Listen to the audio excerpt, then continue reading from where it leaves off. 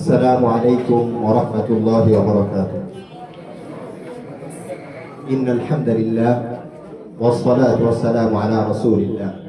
أما بعد فقد قال الله تبارك وتعالى: أعوذ بالله من الشيطان الرجيم. بسم الله الرحمن الرحيم. وما لكم لا تقاتلون في سبيل الله والمستضعفين من الرجال والنساء والولدان الذين يقولون ربنا أخرجنا من هذه القرية الظالم أهلها واجعل لنا من لدنك وليا واجعل لنا من لدنك نصيرا. وقال رسول الله صلى الله عليه وسلم: المؤمنون كرجل واحد إن اشتكى عينه اشتكى كله وإن اشتكى رأسه اشتكى كله أو كما قال عليه الصلاة والسلام. অধ্যকার জামিয়া ইসলামিয়া আল ফুরকান ছাত্র কাফেলা কর্তৃক আয়োজিত বাৎসরিক ইজতেমা বক্তৃতা সেমিনারের সম্মানিত সভাপতি, সুদক্ষ পরিচালক, ন্যায়নিষ্ঠার ঝান্ডাবাহী বিজ্ঞ বিচারক মণ্ডলী, আমার সামনে উপবিষ্ট বাংলার প্রত্যন্ত অঞ্চল থেকে আগত এক ঝাঁক বিভাষিত ছাত্র ভাই ও বন্ধুগণ, সকলকে জানাই আমার আন্তরিক শুভেচ্ছা অভিনন্দন। মুহতারাম হাজিরিন, আল ফুরকান ছাত্র কাফেলার পক্ষ থেকে আজকে আমাকে যে বিষয়টি নির্ধারণ করে দিয়েছে তা হলো রক্তাক্ত মুসলিম বিশ্ব মুক্তি কোন পথে। উক্ত বিষয়ের উপর সময়ের সংক্ষিপ্ত পরিসরে কিঞ্চিত পরিমাণ আলোকপাত করার প্রয়াস চালাবো ইনশাআল্লাহ। মুহতারাম হাজিরিন, আজ গোটা মুসলিম উম্মাহ এমন একটি দুর্যোগপূর্ণ মুহূর্ত অতিবাহিত করছে যা পৃথিবীর ইতিহাসে ইতিপূর্বে কখনো হয়নি। আপনারা জানেন যে সকল ইহুদি, খ্রিস্টান, নাসারা, বৌদ্ধ সহ সকল বাতিল শক্তিগুলো আল কুফরু মিল্লাতুন ওয়াহিদা এর বাস্তবিক রূপ ধারণ করে বিশ্বের মানচিত্র থেকে ইসলাম ও মুসলমানদেরকে চিরতরে নিঃশেষ করার পায়ে তারা চালাচ্ছে। শুধু কি তাই, আজকে মুসলমানদের রক্ত ঝরছে আরাকানে, রক্ত ঝরছে কাশ্মীরে, রক্তের স্রোত ভাসছে আফগান, রক্ত সাগরে ভাসছে ফিলিস্তিন। গোটা বিশ্ব মানচিত্র আজ মুসলমানের রক্তে রঞ্জিত। মুসলিম জনপদগুলো থেকে ভেসে আসছে মাজলুমের ফরিয়াদ: রব্বানা আখরিজনা মিন হাযিহিল ক্বরিয়াতিল যালিমি আহলুহা ওয়াজআল লানা মিন লাদুনকা ওয়ালিয়্যা ওয়াজআল লানা মিন লাদুনকা নাসীরা। হে আমাদের পরওয়ারদিগার, আপনি আমাদেরকে এই মাজলুম জনবসতি থেকে বের করেন এবং আপনার পক্ষ থেকে একজন অভিভাবক আমাদেরকে দান করেন এবং একজন সাহায্যকারী পাঠান।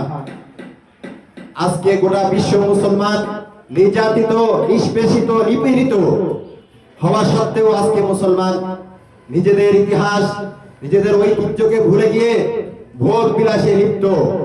কিন্তু কেন? অথচ রাসূল সাল্লাল্লাহু আলাইহি ওয়াসাল্লাম হাদিস শরীফের মধ্যে স্পষ্ট ভাষায় বলেছেন: আল মুমিনুনা কারাজুলিন ওয়াহিদিন ইন ইশতাকা আইনুহু ইশতাকা কুল্লুহু। গোটা মুসলিম জাতি একটি দেহের ন্যায়। ইশতাকা আইনুহু ইশতাকা কুল্লুহু, যদি তার চোখ আক্রান্ত হয় তার পুরো বডিতে ব্যথা অনুভূত হয়। ওয়া ইশতাকা রাসুহু ইশতাকা কুল্লুহু, আর যদি তার মাথা আক্রান্ত হয় পুরো শরীরে এই ব্যথা অনুভূত হয়। আমি বলতে চাই, আজকে বিশ্বের যেখানে যত মুসলমান রয়েছে প্রত্যেকের জন্য আজকে আমাদের এরূপ দরদ হওয়া উচিত, দরদ থাকা উচিত। নচেত রাসূল সাল্লাল্লাহু আলাইহি ওয়াসাল্লামের ভাষায় আমরা পরিপূর্ণ মুমিন হতে পারবো না। রাসূল সাল্লাল্লাহু আলাইহি ওয়াসাল্লাম হাদিস শরীফের মধ্যে বলেন: ইযা তারাকতুমুল জিহাদ ফাসাল্লাতুল্লাহু আলাইকুম। হে মুসলিম উম্মাহ, তোমরা স্মরণ রাখিও, যখন তোমরা জিহাদ নামক ফরজ ইবাদতকে ছেড়ে দিবে তখন তোমাদের উপর বিভিন্ন আযাব চাপিয়ে দেওয়া হবে, তোমরা লাঞ্ছিত, অপদস্থ হবে। কাজেই আমি আগামী প্রজন্মের যুবকদেরকে উদাত্ত আহ্বান রাখবো: হে যুবক, দুনিয়াকে নিয়ে রঙিন স্বপ্ন দেখা বাদ দাও, জিহাদের তামান্না বুকে লালন করো। কেননা রাসূল সাল্লাল্লাহু আলাইহি ওয়াসাল্লাম বলেছেন, যে ব্যক্তি জিহাদে অংশগ্রহণ করলো না এবং জিহাদে অংশগ্রহণ করার তামান্না বুকে লালন করলো না, আর এই অবস্থায় মৃত্যুবরণ করলো, কেমন যেন সে কুফরি অবস্থায় মৃত্যুবরণ করলো। কাজেই আমাদেরকে প্রত্যেকটি মুসলমানের পাশে দাঁড়াতে হবে এবং তাদের সুখ দুঃখ ভাগ করে নিতে হবে। যদি আমরা আমাদের নিজেদের ইতিহাসকে আঁকড়ে ধরতে পারি, আমাদের ইতিহাস পিছনের ইতিহাস ভুলে গেলে চলবে না।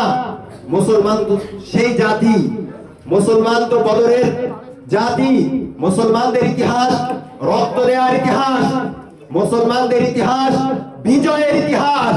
মুসলমান কখনো মাথা নত করতে পারে না। আজকে মুসলমান নিজেদের ইতিহাসকে ভুলে গিয়ে অন্যের সামনে মাথা নত করে দিচ্ছে। আমি মনে করি আজকে মুসলমানদের এই অবনতির কারণ হলো এটাই। আজকে মুসলমান নিজেদের ভাইয়ের খবর নেয় না, অন্যের সাথে ইসলামকে নত করে দেয়। আল ইসলাম ইয়ালু ওয়ালা ইউলা আলাই, ইসলাম সর্বদা উঁচু থাকবে, ইসলামের উপর অন্য কিছু বিজয় লাভ করতে পারবে না। যদি আমরা এটা বাস্তবায়ন করতে পারি তাহলেই সার্থক হবে আজকের এই সেমিনার। ওয়া আখিরু দাওয়ানা আলহামদুলিল্লাহি রাব্বিল আলামিন। আসসালামু আলাইকুম ওয়া রাহমাতুল্লাহ।